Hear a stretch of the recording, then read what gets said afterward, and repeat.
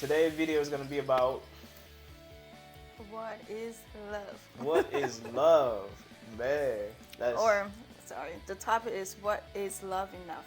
That's the is topic. love enough? Yeah. Yeah. Is love enough? Come on, is love enough? is is love enough? Webster definition of love is this is the noun, an intense feeling of deep affection. Another one, it says a great interest and pleasure in something. Those are all nouns. And then we go to the verb. It says feel deep affection for someone or something. And then another one says like or enjoy very much. So basically, well, let's go on to the Bible definition of love. Yeah. And how the Bible describe love. So we try to reference everything, every topic to the Bible because we consider the Bible a guide to life. So if you really look deep enough, the Bible answer any questions you may have. Sure does. So what does the Bible say about love? Where's my Bible at? Okay, this is a very famous verse, so you probably know it. It comes from 1 Corinthians 13. Sorry. Verse 4. It says, love is patient, love is kind. It does not envy, it does not boast. It is not proud, it does not dishonor others. It is not self-seeking, it is not easily angered. It keeps no record of wrongs. Love does not delight in evil, but rejoices with the truth. It always protects, it always trusts, always hopes, always preserves. Always perseveres. Love never fails. And what was that? 1 Corinthians. Yeah, First Chapter Corinthians 13, verse 4 through 8. 8. Yeah. Yeah. So the next section says, love before marriage. How does it look like? So when we're talking about love before marriage, we're talking about singleness. We're talking about explain mine. yeah, just give his whole story. We're talking about being singleness, having a boyfriend or a girlfriend, or even being engaged, because the Bible look at all those as being single. You might say, "Oh, I have a man," blah blah blah, but no. Right. Until you actually get married and make that covenant with God, He still consider you single. So how does love look like before marriage? So he basically says like lust. So love looks like more like lust before Right. marriage. Yeah, that's my answer.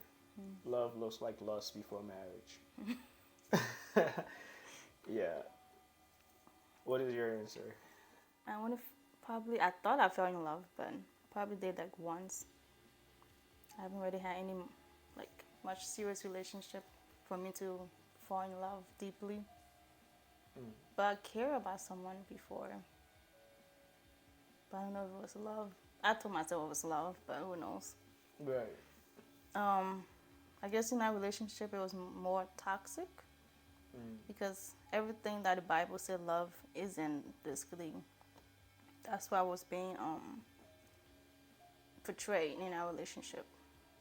Oh, okay. So looking back, I was like, oh, this wasn't love. Now I can say it wasn't love. Yeah, it was more lust. So I do agree with you. Yeah. That, But I think your environment and the household that you grew up in does affect you being in lust or love. Yeah. So okay, so I'm gonna ask you this question, all right? And you could ask me back. Is love enough for your relationship now? okay, so love isn't enough because you can fall in and out of love anytime during your relationship. Sometimes you'll wake up like after a fight you wanna even wanna see that person or talk to that person.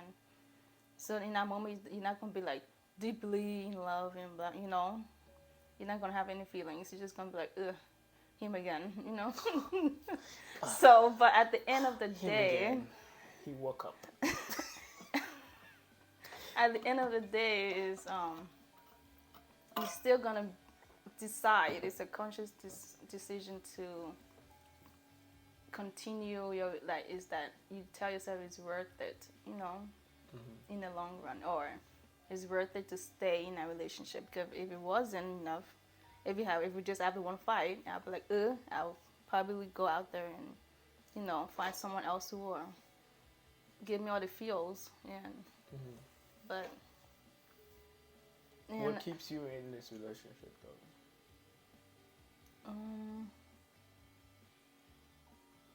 I feel like I always go back to the beginning where it says we love because Jesus loved first. And I always feel like I always reference back to the love God has for me. So I try to portray that same love, to others. Where it's like in my sinfulness, in my lying, cheating, whatever. Well, not cheating, but in my lying and being being ungrateful. Being ungrateful. And God still loves you. Yeah, and then He still loves me. So I'm like, so I try to relate it to my marriage, where even though He might get on my nerve, I will still love you. So that's what keeps me going. I just keep reminding myself of God gave me grace, and because of the love I can see another day. So yeah. I'm crying, y'all. I was just playing. No, she doesn't really get this. Like, I don't want to say emotional, but I don't really get this out of you. Oh. So I'll say, in my opinion, love is enough. Within relationship, but sometimes we misunderstand love and lust. Where I always feel like, so an example of like when I feel like I don't want to be patient with you or whatever, or I'm annoyed and you're not getting in, I'm impatient or whatever. I always reference back to when I'm in this situation when I was being stubborn. What did God do? He was patient with me, so therefore I should give the same grace to my significant other. Giving that patience, giving that grace. So instead of me just being impatient and unkind, I always try to think of what was done for me. So that's how I always look at each thing. That like any problems, or if we had like envy or impatient or mistrust, I always think of what did God do first for me. So. You have anything? No. You want to read the last script that you had in there? I thought it was pretty cool. Which last? The last line. Oh, you can read it. I don't want to. Okay, I can read it. Where is it? No, we gotta like conclude stuff, like put everything together, and while we like do it like let's see, like a takeaway basically from what we just talked about. Trust me, we'll get better as we do this. Yeah. We're still rusty after 2.5 years. Yeah, it's all come back. Like Rocky. Takeaways. Be yourself. Love yourself. Love God. And give Him the control. Give each other grace.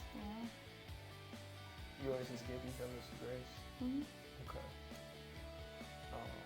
We lean more towards what the definition of love is in the Bible, in the scripture, than anything else. So if you don't see us being publicly affectionate is just us being respectful of your space. Yeah. What would your advice for the younger you, the younger yous that's out there? Oh. No, because I think there's people like you out there, and there's people like me out there that's younger. Mm-hmm. You know, like just getting to. For me, I knew myself at a young age because I spent a lot of time by myself, so I had a long time to to know myself. Because I really didn't start dating until probably after high school. So I was like, I didn't really wasn't in a lot of relationship. If I was, it was only last like a month or two, and then I'll leave.